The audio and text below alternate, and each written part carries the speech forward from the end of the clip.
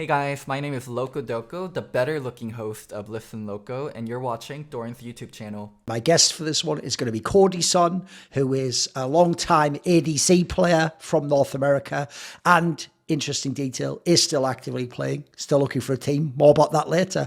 So Cody, the first place I actually want to begin is I saw that a couple of years before you got to the LCS level and people knew you, you were playing in teams with some other players that people will be familiar with. Like one of them is the notorious Dardoch, who obviously later in your career you got to reunite with. Who was this guy before Team Liquid? You got to play with him in 2015. So who was young Dardoch? Was he wild back then?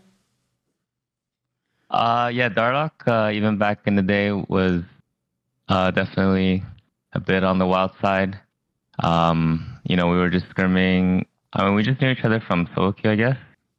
And yeah, we were scrimming on, I think, Team Imagine, or it was like Magnetic. There was like a bunch of names for that team.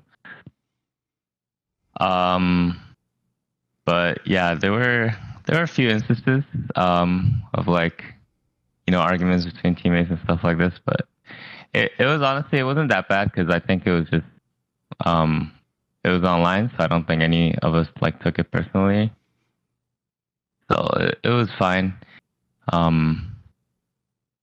Yeah, I mean there were some instances where like people would leave the scrim and stuff like this, but yeah, it was whatever. If I went back in time in a time machine and watched the games from this era, were you obviously a talent? Could people see that you had skills?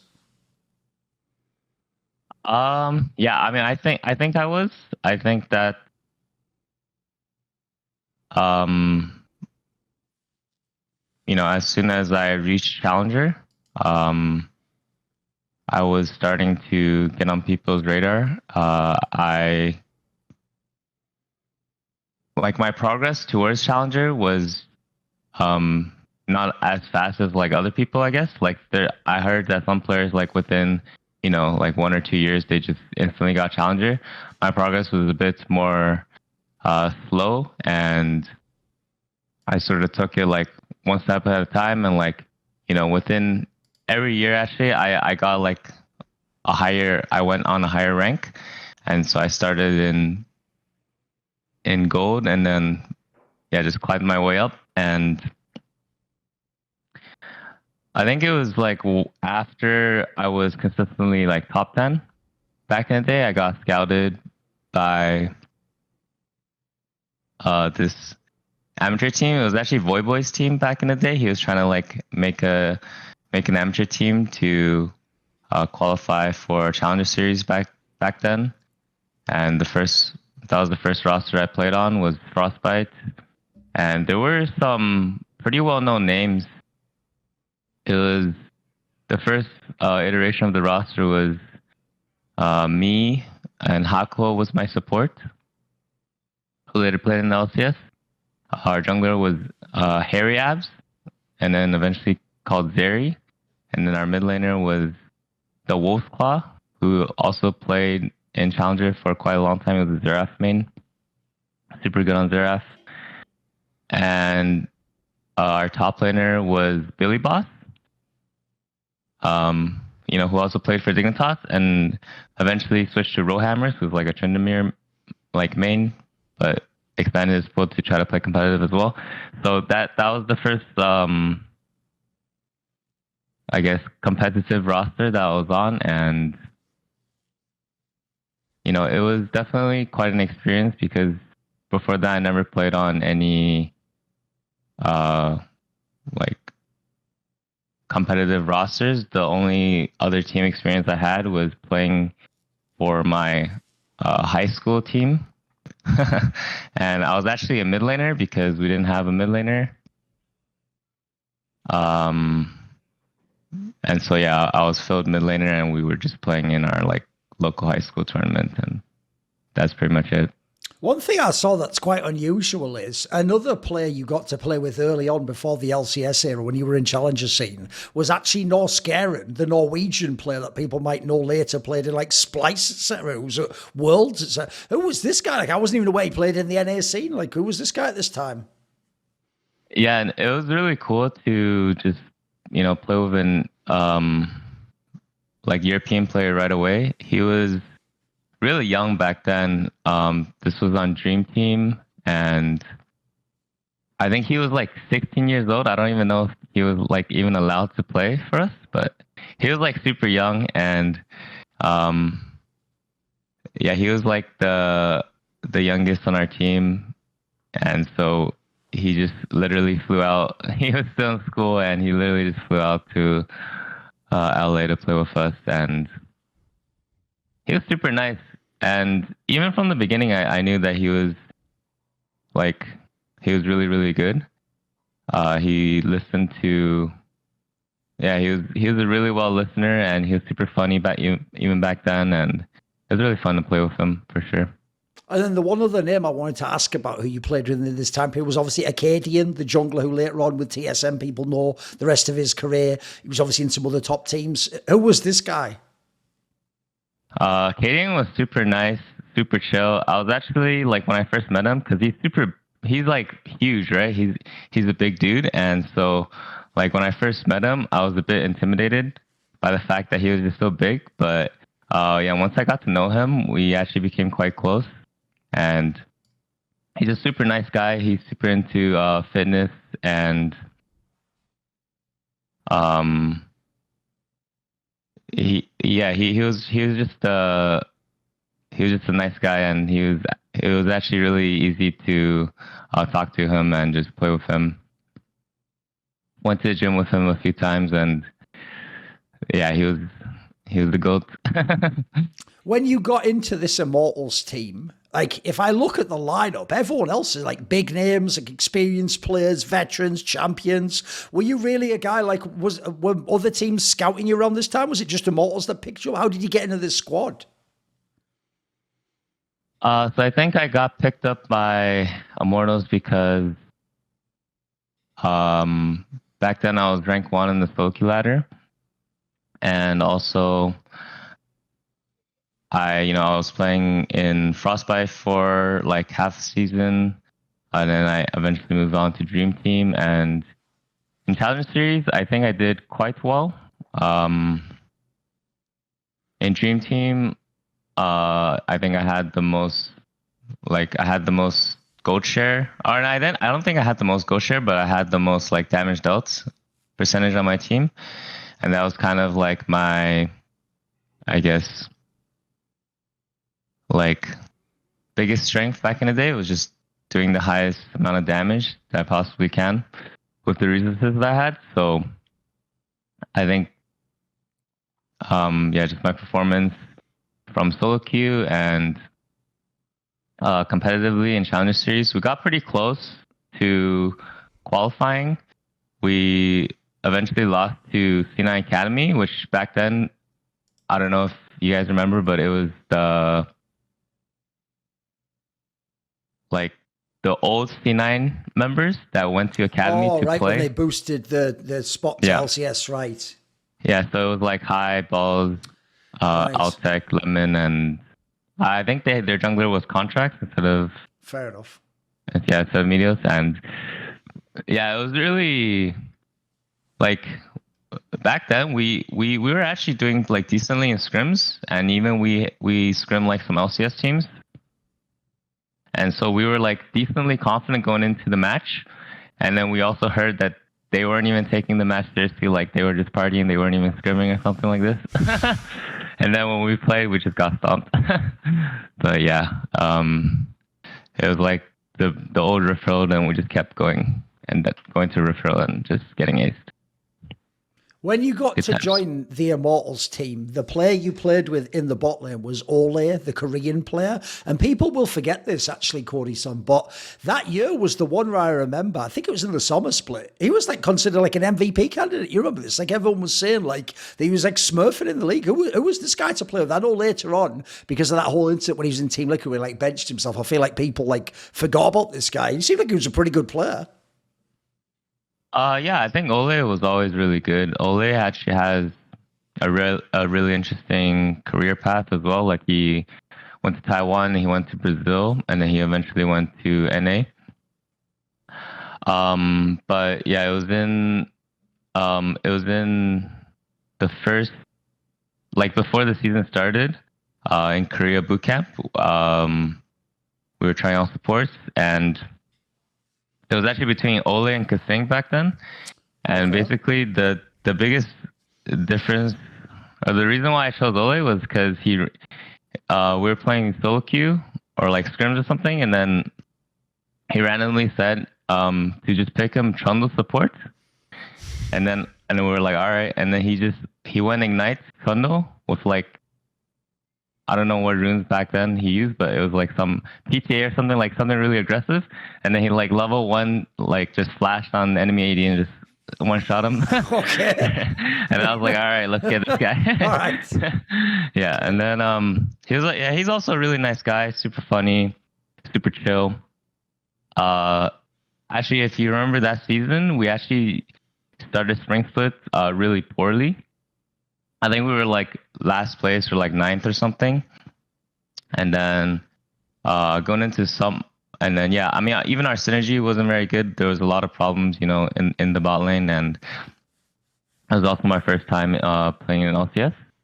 But yeah, going into summer, we just fixed a lot of our issues. And, you know, both of us were like pretty good mechanically, right? So, and he's also Korean. He had you know, challenger in Korea several times. So we eventually, you know, we got our synergy right, and we eventually, yeah, we also became really close friends. Even to this day, we're still pretty close. And so I think that's how we just became a pretty formidable bot lane. Like even you know, you could argue to be the strongest laning bot lane back in the day.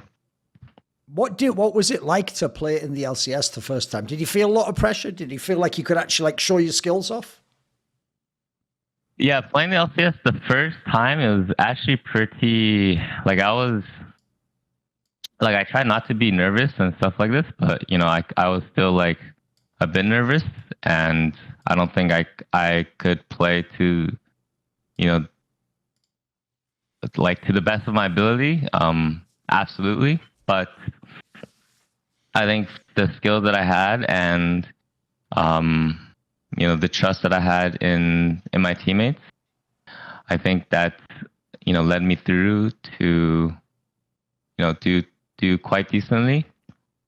I think I definitely had a really rough first split, and I think the whole team, you know, we had a rough first split. So it was just getting over that initial like trough that, you know, we all experienced together. And I think after that, going into summer, we were all a lot more comfortable with each other, and, you know, the environment was really good.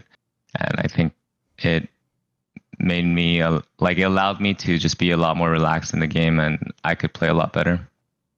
One of the famous moves that happened this year was Dardoch played in spring. Then he was traded for Xmithie, who obviously was amazing on CLG, and that ended up being good for this team. The team got better, etc. Right? The implication there, Cody, is that Dardoch must have been fucking wilding when he was in the team. I mean, I remember I actually knew, this is when Noah Winston was in Immortals. I actually had a conversation with Noah Winston once, and I told him, like, oh, I don't know if I'd kick Dardoch, because, like, the thing is, you know, if anyone ever sort of gets it together, like, figures out what his problem is and gets him in a team, they'll be the best team. Like, they might win the LCS. And he even agreed, like, oh, yeah, maybe they will. It just won't be my team. And, like, he made it sound like you had to get rid of this guy. What was his problem? What was the issue with Dardoch? Like, it can't just be like being spicy, is it? Does he have some sort of problem with authority? So what do you think his issue is? Yeah, without going into too much detail, I guess you could just say he was someone that was really hard to work with as a teammate, and, you know, even like as a coach.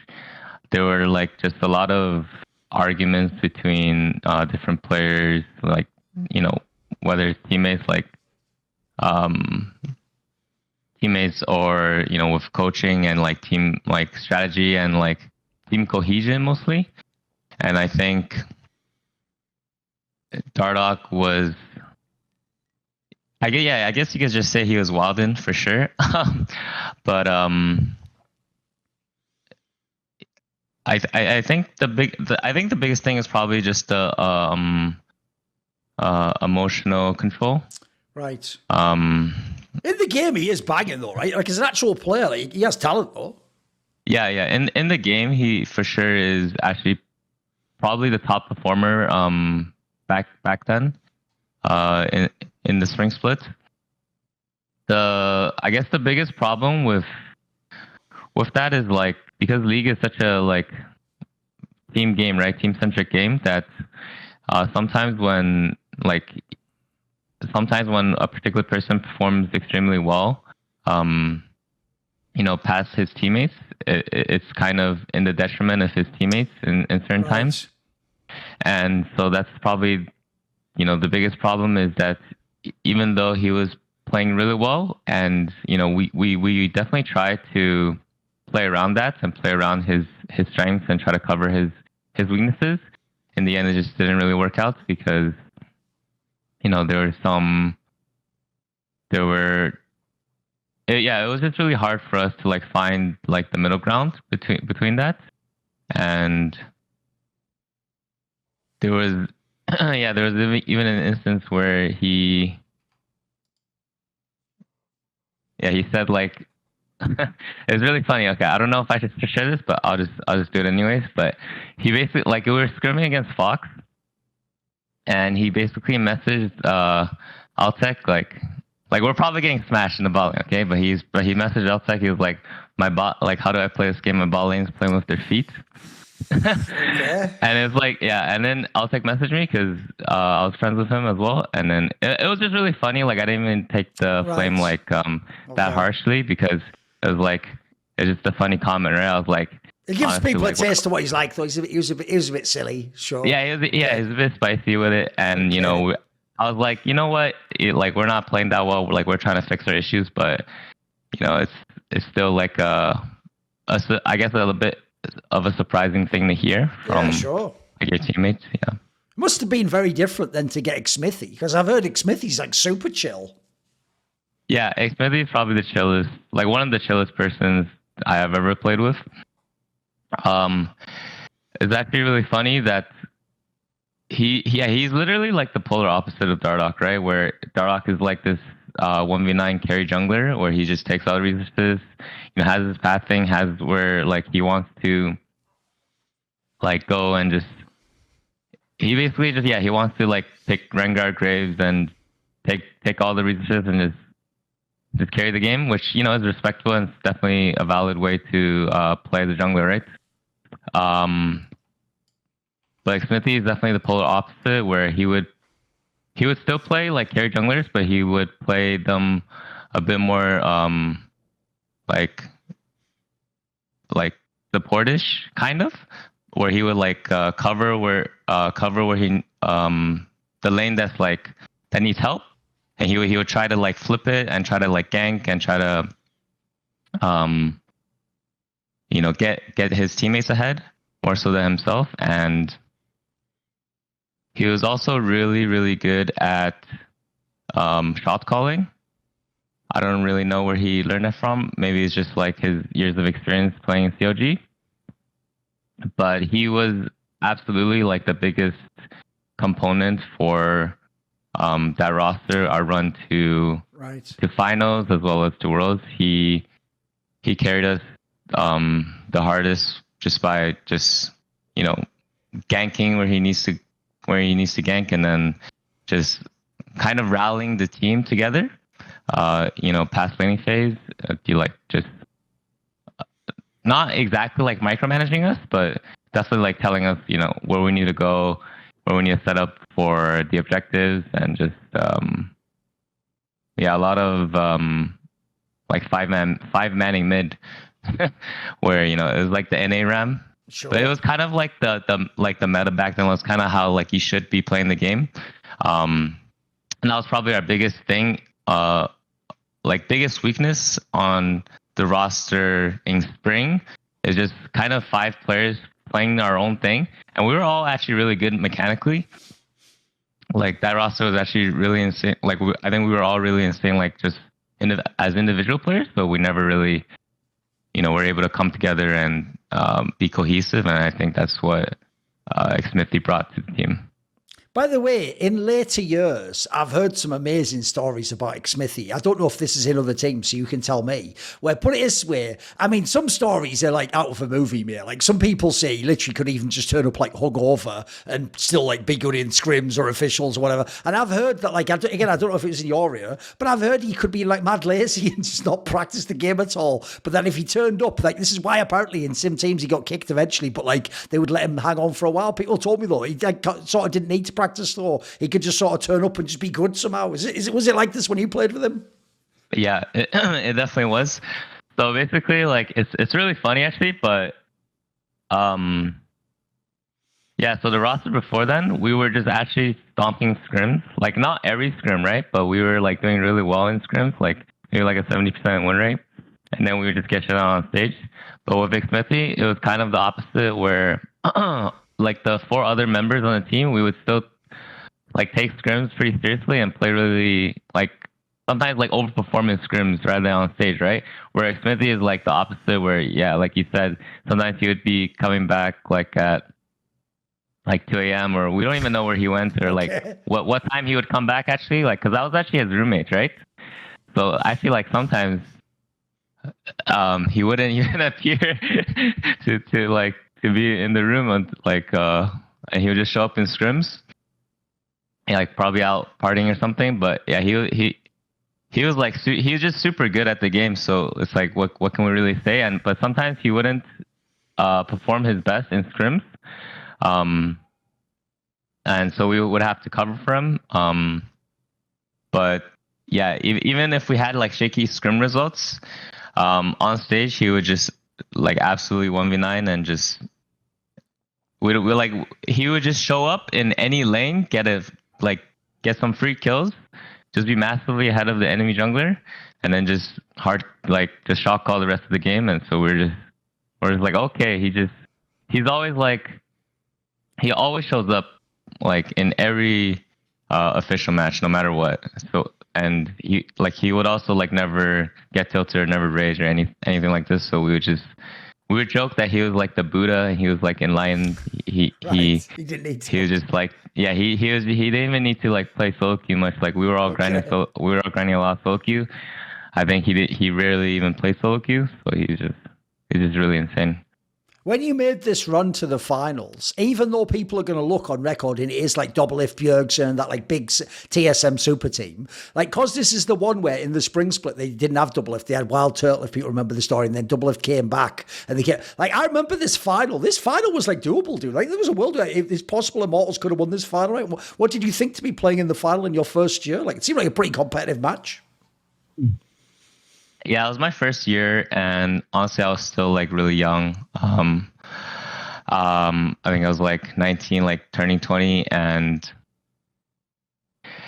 it's really nerve-wracking because I remember the experience pretty vividly. But you know, it was my first time stepping onto like a really big stage for the finals. The crowd was extremely loud, and you know, obviously TSM were the fan favorites. Sure.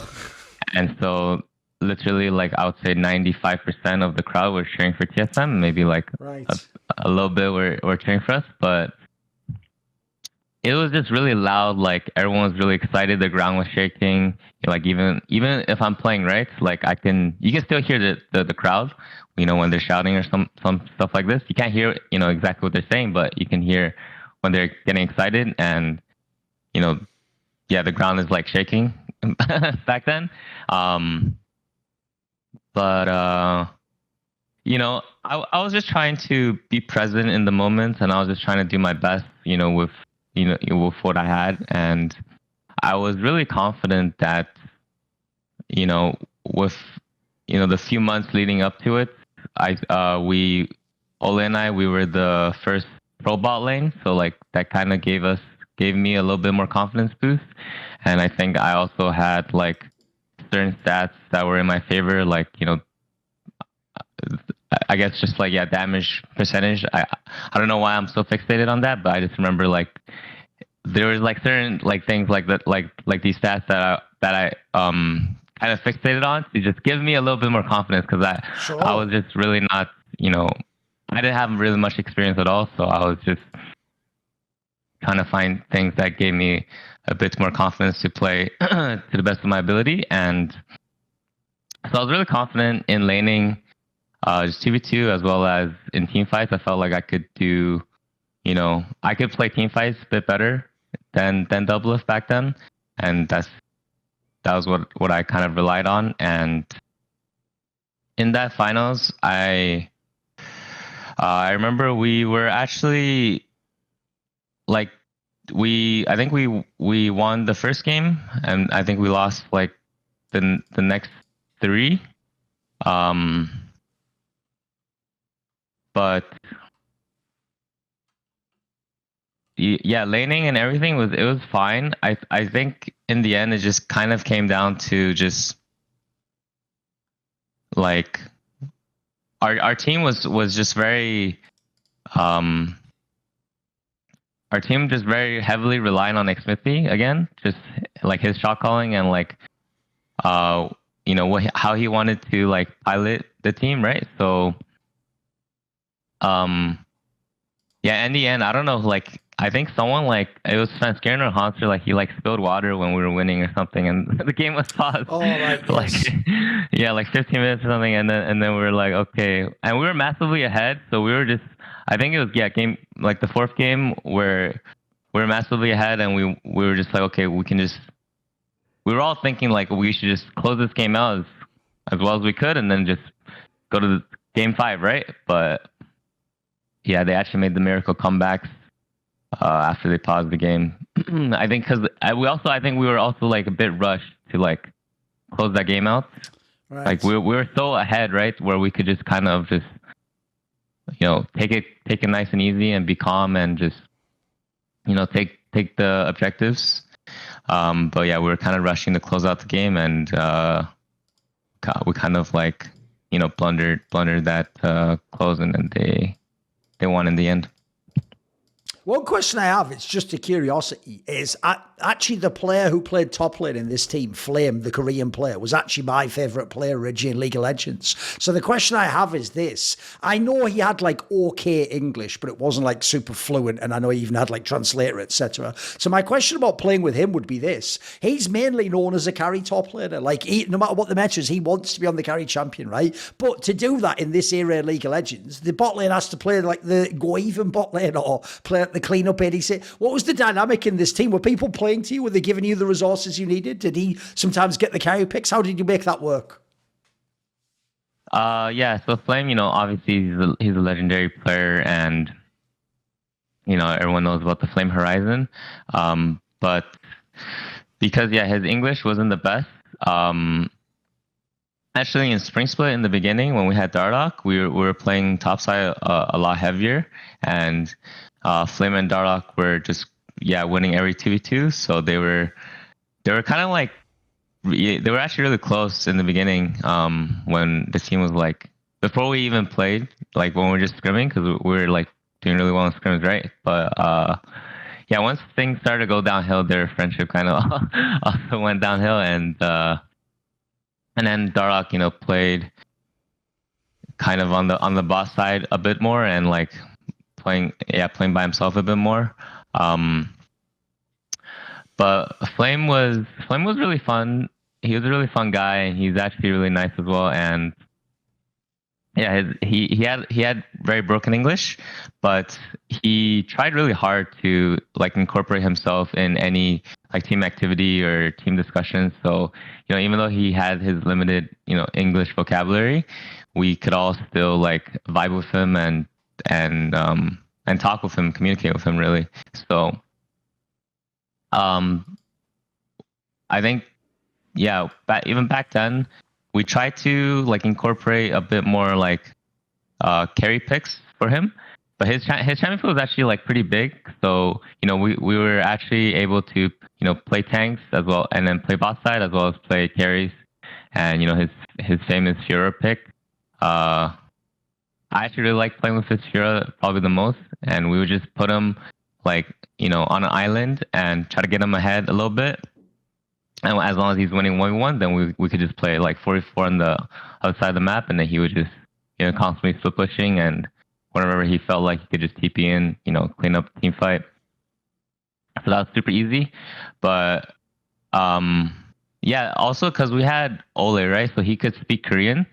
So Flame could communicate with Olleh in Korean for like TP flanks and stuff like this. And so it was a bit easier to set up like TPs, and TPs were like super important back in the day. And yeah, even Dodo, our team manager back then, he would also like help with like team discussion, strategy, stuff like this with like Flame and everything. So it was definitely a lot easier to incorporate Flame, even though his English wasn't the best. I feel like for this Worlds, where you got to go to this Worlds in your first season as a player, people have forgotten the storyline from Immortals completely, Cody, because what they remember is this. Longdew was actually the favourite for Worlds, and they just 6-0'd the group. And the other detail people remember is they remember Fnatic doing like the run back on the second like week or whatever and getting through to the playoffs. What they forget is your team was the one that was at the expense of. Because if people don't remember, what happened was in the first round robin phase, you guys beat Fnatic and you beat Gigabyte Marines. Look, no one expected anyone to beat Longdew. They were the fucking cracked out team at the time. But like, you already had the wins. And then what happened in the second round rotation was you lost all the games, and then had a tiebreaker against Fnatic eventually. But if anyone goes back, I went back before this and watched some of these games. Dude, these are some mad winnable games. Like, even against actually fucking Longdew. Like, you guys are in this game. It's like a really long one. Against Fnatic, it's quite even. Against GAM that you lose to, it's quite even. Like, if you win any of these games, your team could have been in the playoffs. Like, it actually makes me feel like people have forgotten this. Like, it was really bad. Like let's be real. Later next year, the clutch one's bad. This one's actually kind of like, it was there. Like, I feel like there's a world where Immortals could have gone through the playoffs. What do you think? Yeah, definitely. We were literally like one game off qualifying, going past groups, right? So it's kind of like, a little bit sad to think about, right? But I think, all these games were definitely winnable. It just sucks for me from my perspective because it's just like my first year, and like as like a AD carry, right? There's so much things you can say to your team and like help your team win the game that's like outside of just purely mechanics. Like even like positioning or like telling your teammates like mark certain people or like cooldowns and like like summoner spell tracking to know like if enemy has flash, if like how we want to play these team fights, right? And back then, like I still like said certain things like this, right? And I still like helped my teammates to try to give us the best chance of winning, but I just really did not have the experience to do it to the level where I would be very like just be happy with, right? So I felt like it was also a very AD centric meta in that world where it was like the sensor meta. So I was on a lot of hyper carries, which is my specialty, and like I'm the best at hyper carries. But I just felt like if I could just like go back with like the knowledge and the capabilities I have now, then I would just like do 10 times better, and I think we would definitely be able to close a lot of those games out. But the games were close, and they were exciting, and I'm trying to remember like even against Prey back then, the Longdew, they were actually like playing top side a bit, a lot more than any other team. I think it's because they had like I think it was Khan, right? Yes. Yeah, they had Khan, and so he was like really good at top carry. So even though it was a bot lane meta, and we're all, like pretty much every top laner was playing tanks, he was still trying to like play Jace and like Shogath, and he's trying to play like these carry picks. So yeah, even like Tondo back then. So I was like pretty like I wasn't really scared of Prey and Gorilla's laning phase. Like they weren't really like known for the laning phase. But yeah, even against Prey, I distinctly remember this feeling where it's like, okay, this guy is literally not playing for lane, and you know, we're scaling in we're in a scaling matchup, so we're in like technically like a losing matchup, but we're even in CS, and sometimes we could even get prio. But he would just, yeah, he was just instantly push the wave and then just go into fog, and then perma do this, and so they were just hard playing for macro, and then they just kind of just eventually won with like macro and team fighting. But yeah, I mean that world is definitely super winnable for us.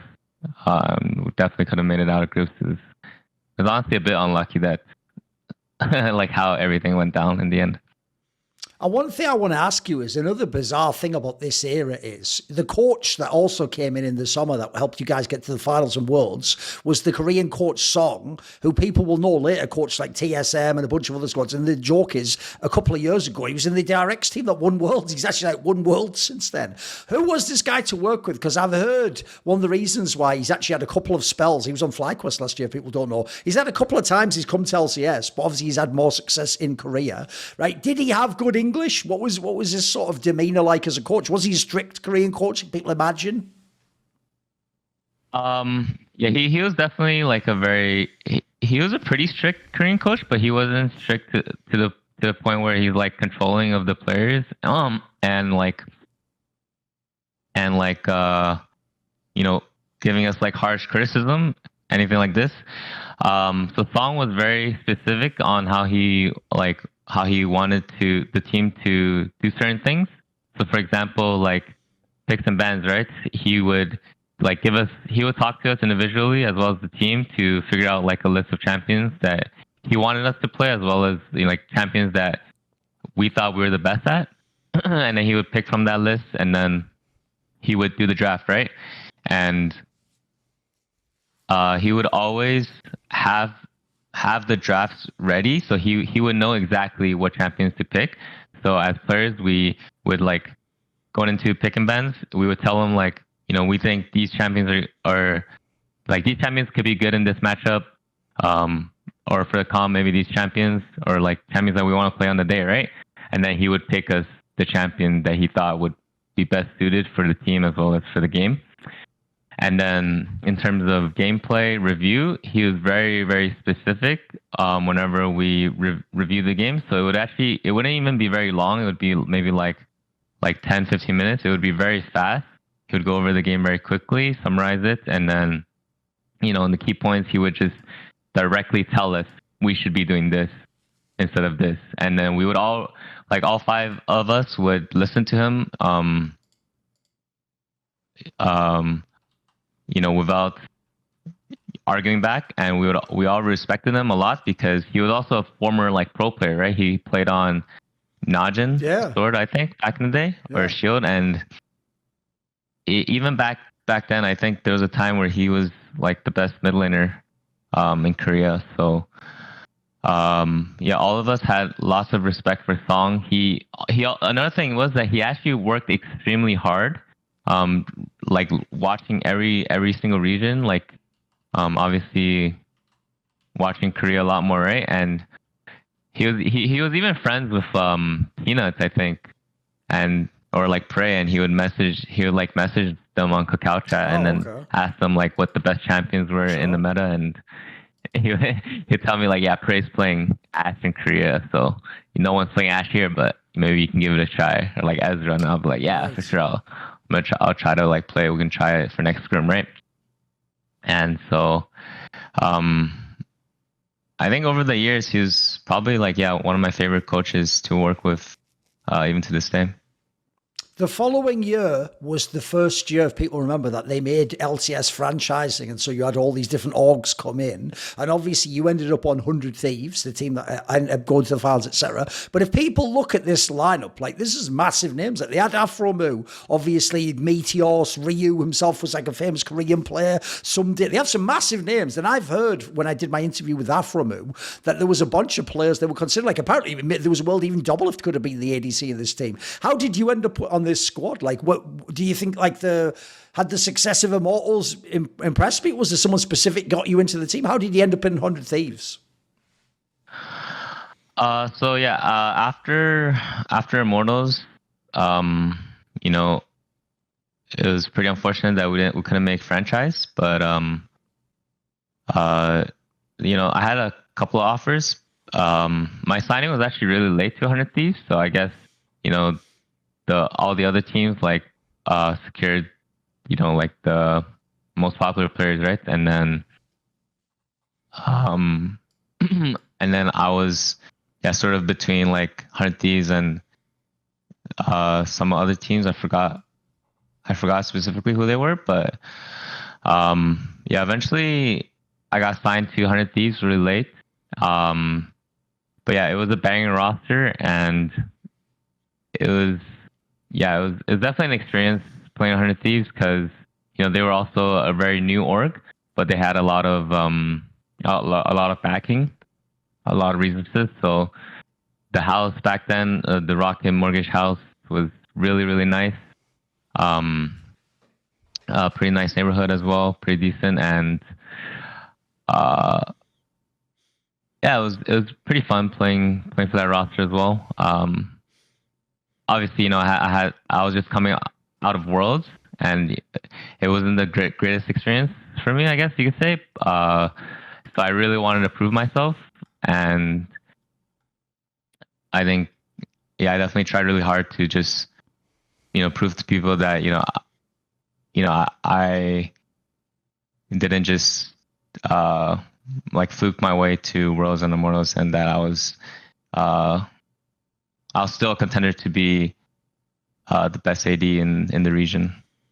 As you said, on Immortals, when you guys did the finals run, you also both got to be like all pro players. But the difference is, on this 100 Thieves, you were literally both all pro first team, the bot lane. You and Afro were both like considered the best. So, and people remember this is the split. Afro won the MVP, obviously. What was this bot lane like, and what was aphromoo like to play with?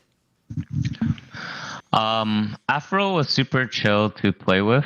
He obviously he had a lot more experience over me, so he definitely led us in the bot lane, and he was also the shot caller for the team. So he kind of did like Xmithie's job. So I was able to see like two different styles of shot calling between Xmithie as well as aphromoo, and aphromoo, you know, they were kind of similar, but aphromoo was I guess he was like a pitch killer in certain senses, and he was a bit more demanding in certain ways as well. And I remember in spring when when our team was doing really well, him and Meteos had really good synergy. So, you know, whether it was setting up gank spot in the early game, they were able to just communicate exactly how they wanted the ganks to go, and then I would like try to set up the wave for it, and then, you know, it would do really well, and that's how we got our early game leads for the most part. And then, yeah, after laning phase, because we all, I guess, like, other than me, like the four of the players had tons of experience playing competitive. So like our macro was always really good going into like mid to late game. And that was also like probably our biggest strength of the team back then. And so I would just, you know, I also had my ideas to like play the games, but I would like listen to a lot of the calls that are being made and try my best to just, you know, be the fitting part in the team on what the team needed. So yeah, I would just farm a lot and just kind of follow like aphromoo around, as well as Meteos, and we would just all get vision together. And yeah, it was really nice, especially when we were winning in the beginning. It was really just a very chill, relaxed environment, and we were just winning. So what would you say about the finals? Because obviously the finals was the one where Team Liquid won in a sweep. Yeah. the finals, it's pretty tragic.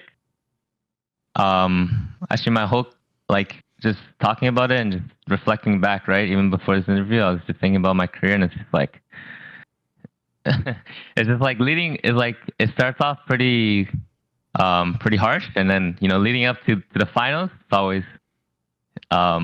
is always like really close, but I'm not able to like win in the end. But yeah, going into the finals, obviously we had a really hot spring split. We had a really hot regular season, but we were kind of cooling off a bit going into playoffs. And Team Liquid was kind of like the opposite of us, where they had a lot of issues in the regular season, and they took a lot of time to fix it, and they were kind of ramping up during the playoffs. And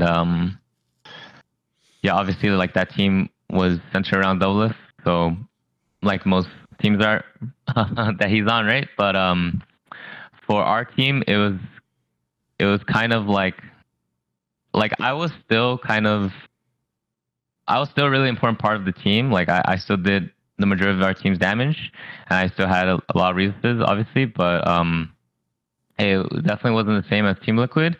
We also had Someday, who is a fantastic top laner and a great teammate. So for us, we were kind of like a bit more flexible in the way our team played, where we could kind of play top side where Someday could carry, and then we could also kind of play boss side where I could carry.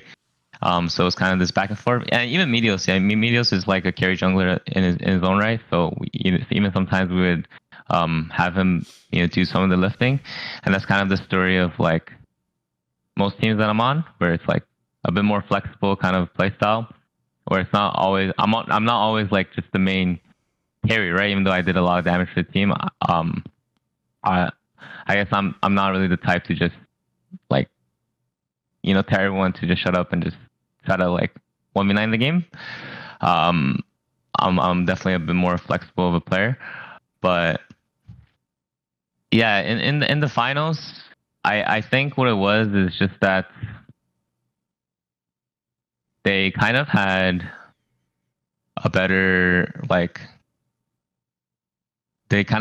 understanding of how they wanted to play the game. Like they had a more a simpler identity for their team, where because our team was more flexible and we could play top side, we could play boss side, we could play jungle, whatever. Their main focus was let's get Doublelift ahead, and Doublelift will carry the team, right? And I think because of that, it was definitely just a bit easier for them to play, because then also Impact would just like not get any help at all. He would just perma play tanks, and so he could just not give a shit about his lane and just perma be TPing and just roaming down towards the bot lane even. So for me, laning against that roster specifically, I think it was probably the hardest time for me to lane against Doublelift in that year specifically, because I always felt like it wasn't like, it was never 2v2 for me. It was always like 2v3, Xmithie's ganking bots, or Pobalters like walking down, TPs are ready. Impact is gonna TP in bots, even like level 2, level 3 as Maokai or something, and I was like, okay, well, this is not 2v2 at all. But 2v2, like Afro and I could obviously play every matchup to at least even like 50-50 against them, but it just felt like there's so much pressure from the other side, and we didn't really understand like tempo and like trading on the map to the level that we all understand it these days. So because the game was still like fairly new, and so there's a lot of things that if we knew like now compared to back then we'll play the game a lot more differently. But back then it just felt like it was just really hard to play the lane. We could go 50-50, but we would always be slightly behind, always be down like 10 CS. But yeah, looking, and then I would always feel like, is Doublelift like, is he just playing better than me in lane? Like I always had that like question in the back of my mind, right? And I was like, is it because I need to like play better, like individually, like from solo queue? But I think I was actually like playing a lot more solo queue. Like Doublelift didn't really play that much solo queue back then, and I was just like, I was like grinding a lot more, right? But I think just his, yeah, like he was also the shot caller, so his like I think his overall experience and just shot calling and just the way that his team played around him, right? He was able to just kind of carry the team that way and carry the game. And I didn't really understand like tempo and like training on the map as well as I do now. So I didn't really like, I didn't really understand that like, okay, he's up, you know, a few CS in the lane, but it really doesn't matter. Like we could just play on the other side. We could, you know, win or get a lot more on this side. But so I think that's why in the end, like we couldn't really like make our like hybrid playstyle work for our team, and they just kind of swept us. And it was really sad for me because I thought that I had, you know, the best season, or like, yeah, the best split that I had so far. You know, even though it's like my like third split in LCS, I thought I was doing really well, and I was also really confident that, you know, aphromoo was playing like out of his mind as well because he was like he's the MVP, right? So I was really confident going into the finals, but yeah, we just kind of got swept.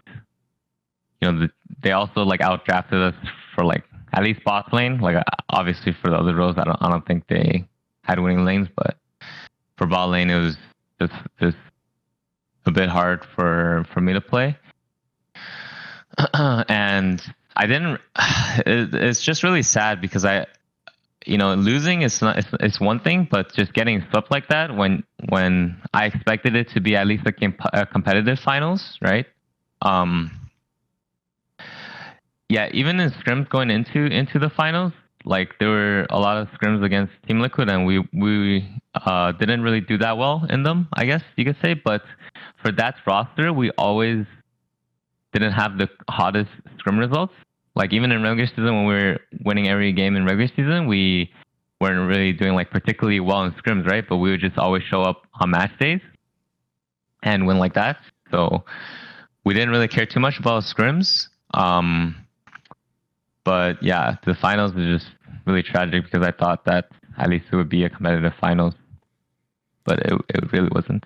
I'm always actually surprised at how many people who were teammates of Meteos that if I ever ask about him in their careers, they always actually stressed how smart he is and that he's like a really interesting, like got a mind for the jungle and when to do his path in and how to switch it up. And so was it similar when you played with him?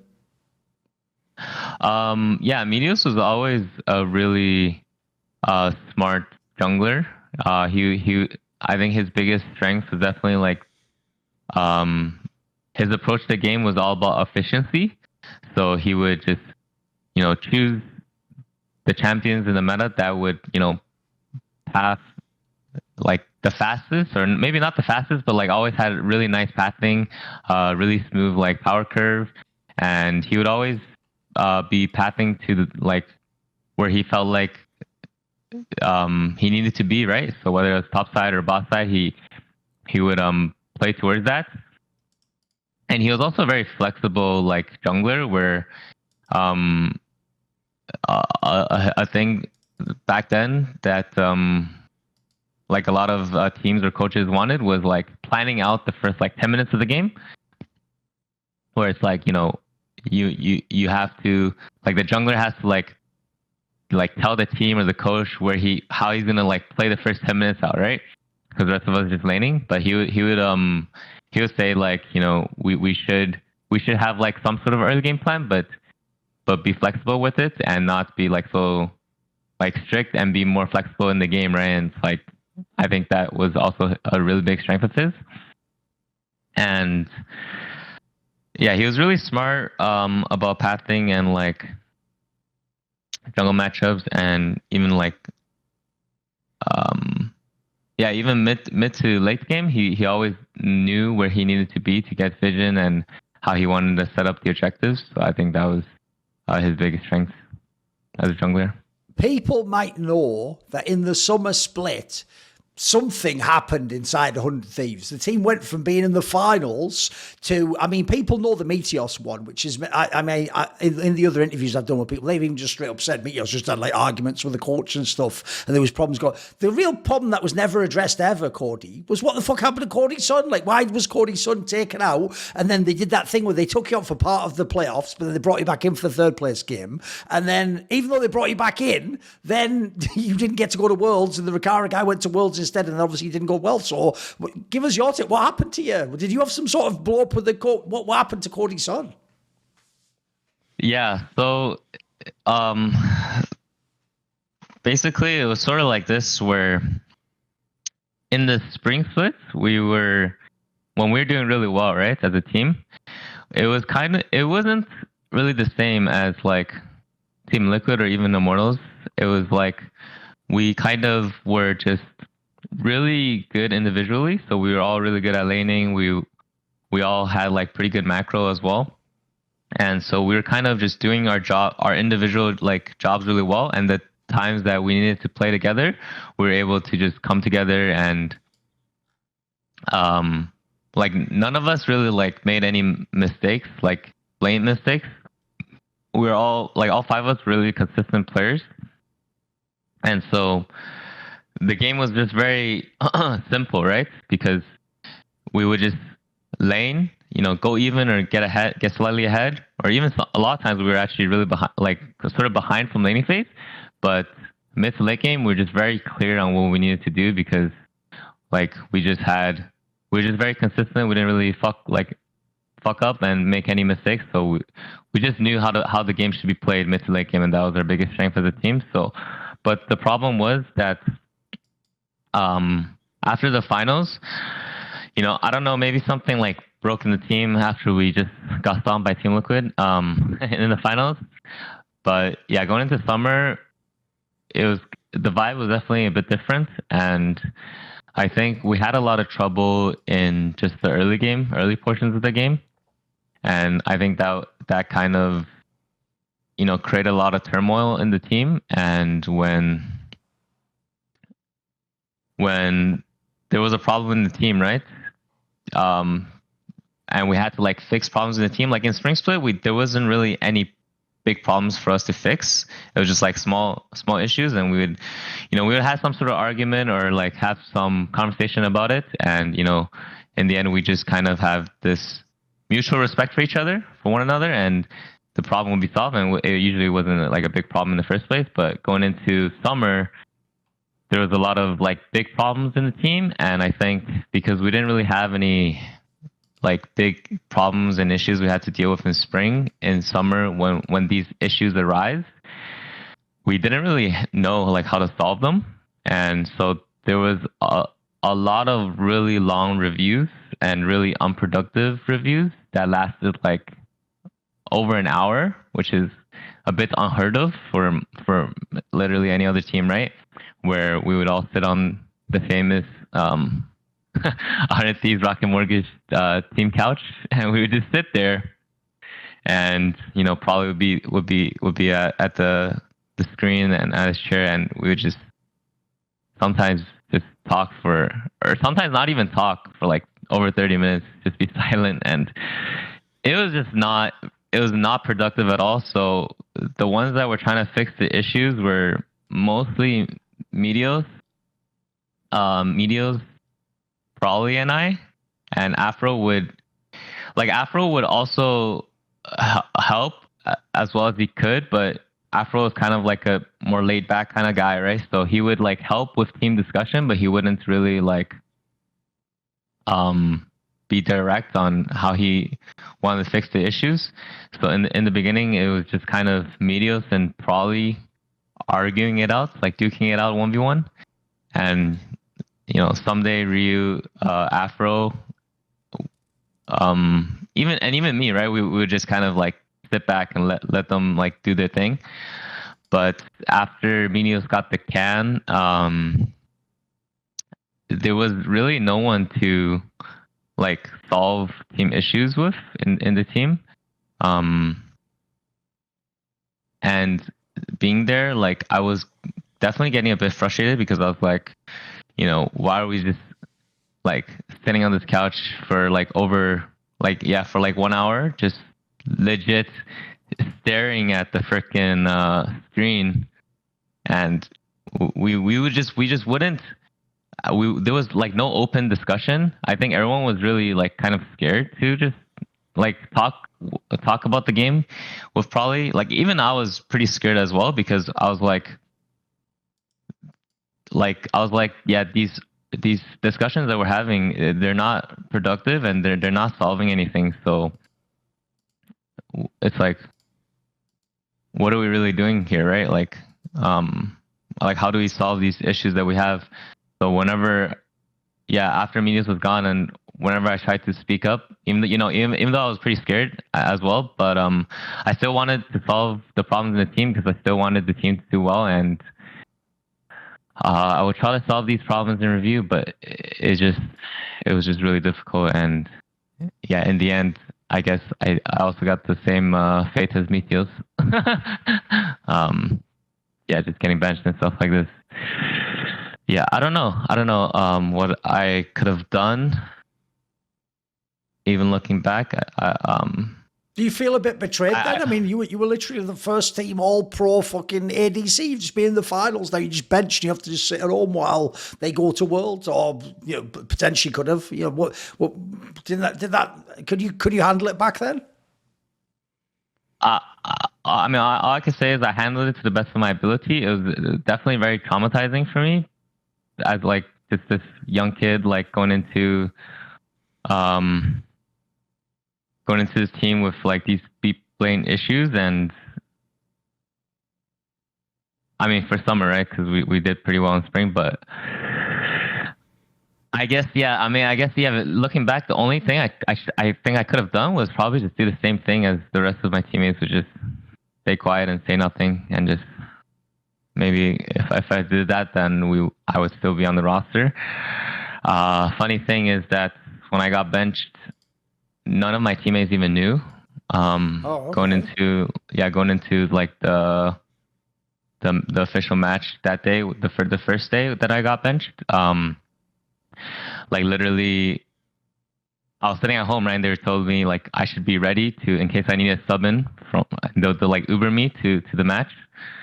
I was like, okay, then I'm sitting there and watching the game, and like literally like before the game started, Liyu messaged me on Discord. He's like, yo, like where the fuck are you, right? And I'm like, I'm at home. What do you mean?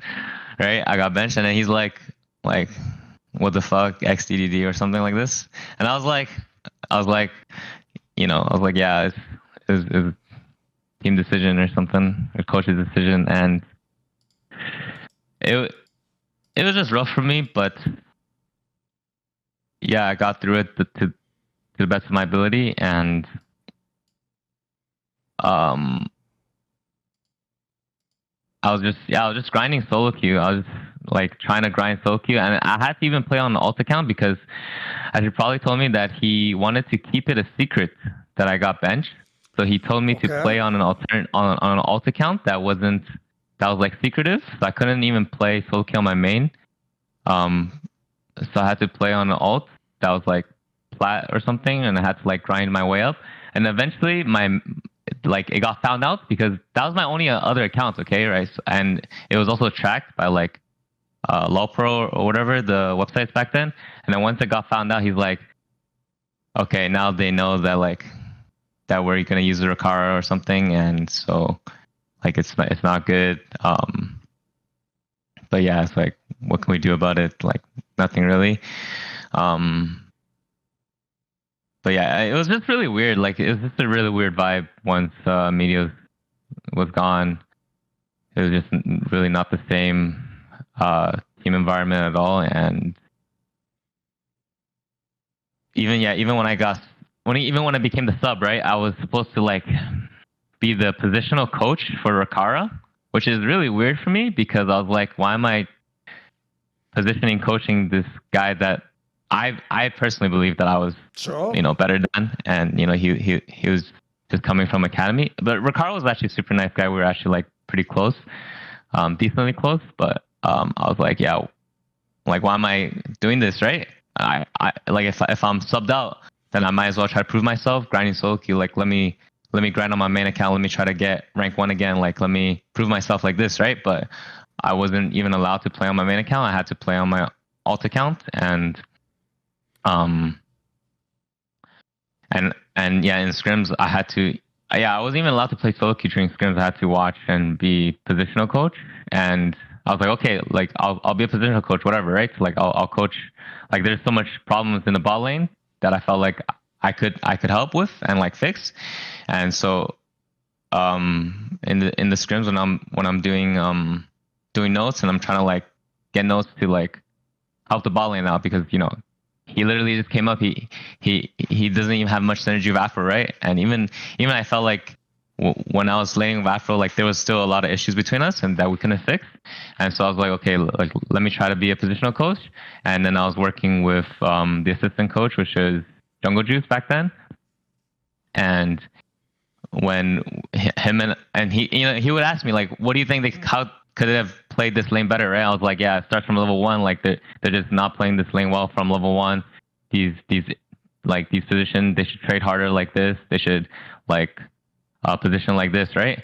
And then I remember him telling me like, damn, yo, like your criticism is too harsh. Like you can't just like you can't just freaking like give feedback like this. Like they're not gonna take it well. The team is like team mentality. You're gonna break the team's mentality. You're gonna break their bot lane. Like they're just starting, so you can't give them this harsh of feedback, right? I was like, okay, what the fuck am I supposed to do then? So I just eventually like that's roster is like eventually it's like a flow chart, right? Where eventually it always leads to you sitting there watching the scrim and just being silent, and that's kind of what happened to me in the end. Just sitting there and just like, okay, they're just gonna do the review and I'll just sit there and I'll just listen, I guess. In this esports world, it can seem like everyone's against you, but I've always got the Skrilluminati, my Patreon community, riding with me. And it is thanks to the support of the following people, this video and all of them on my channel are made possible. Matt Pugnaccio Rakula, Ahmed Haju, Frisky, Tosh, Jensen Gore, Animosity, Toucan, Tobias Bernasconi. If you've ever watched my videos, you know now I'm going to give a massive shout out to Jerky's Minion, the main man. Do you want to suggest a topic or a guest for my content? You want teasers? Find out who the upcoming interview guests are. Maybe you want to ask me a question. I tend to answer them at length in my video AMA. Do you want to take part in one of those dinner discussions where we talk about what you're interested in esports? Well, if any of these perks or more appeal to you, put your money where your mouth is. Join the Skrilluminati today, where in the description box below is a Patreon link.